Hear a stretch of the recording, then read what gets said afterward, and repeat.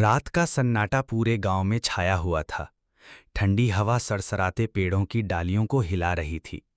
आसमान में पूरा चांद चमक रहा था, जिसकी रोशनी खेतों के बीच सफेद चादर सी बिछा रही थी। दूर कहीं कुत्तों के भौंकने की आवाज आ रही थी, लेकिन कोई उस पर ध्यान नहीं दे रहा था। सब अपने अपने घरों में रात का खाना खाकर सोने की तैयारी कर रहे थे। गांव के किनारे नदी के पास 15 साल का एक लड़का गुड्डू लकड़ी इकट्ठा कर रहा था। तभी झाड़ियों के पीछे से कोई सरसराहट हुई। गुड्डू ने पलट कर देखा, लेकिन वहां सिर्फ अंधेरा था। उसके दिल की धड़कन तेज हो गई। अचानक एक गहरी खौफनाक गुर्राहट उसके कानों में पड़ी। उसके मुंह से अनायास चीख निकल पड़ी, बचाओ बचाओ, भेड़िया आया, भेड़िया आया। गांव के लोग हड़बड़ाकर घरों से बाहर निकल आए। कोई मशाल लेकर दौड़ रहा था, कोई लाठी लेकर, तो कोई टॉर्च जलाए। बुजुर्ग हरिया बोले, कहाँ है भेड़िया? बिमली काकी बोली, बच्चों को घर में बंद करो, जल्दी। गुड्डू पसीने से तरबतर कांपते हाथों से झाड़ियों की ओर इशारा कर रहा था। वो रहा।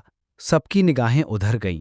झाड़ियों में कुछ हिला, फिर अचानक दो चमकती लाल आंखें दिखीं, और उसी पल धाएं, झाड़ियों से एक बड़ा साया बाहर कूदा। मशाल की रोशनी में उसकी काली घनी फर चमक रही थी। उसके दांत बाहर निकले हुए, होंठ ऊपर को खींचे हुए, जैसे किसी भी पल हमला कर देगा। लोग चिल्लाए, मारो, भगा दो। लाठियां लहराई जाने लगीं, मशालें पास लाई गईं। लेकिन तभी वो साया ठहर गया।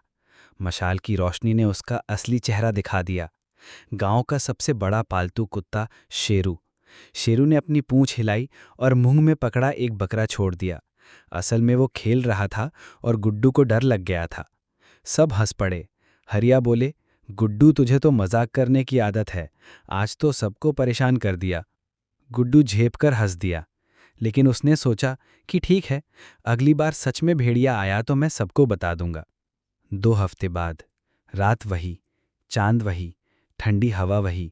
गुड्डू नदी किनारे था, तभी फिर वही सड़सड़ाहट और गुर्राहट सुनाई दी। इस बार आवाज और भी डरावनी थी। गुड्डू ने चिल्लाना शुरू कर दिया, बचाओ बचाओ, भेड़िया आया, सच में आया। लेकिन इस बार गांव में किसी ने ध्यान नहीं दिया।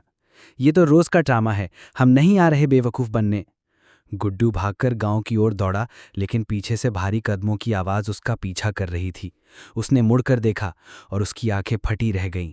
झाड़ियों से निकलकर एक असली बड़ा भूखा भेड़िया उसकी ओर झपट रहा था।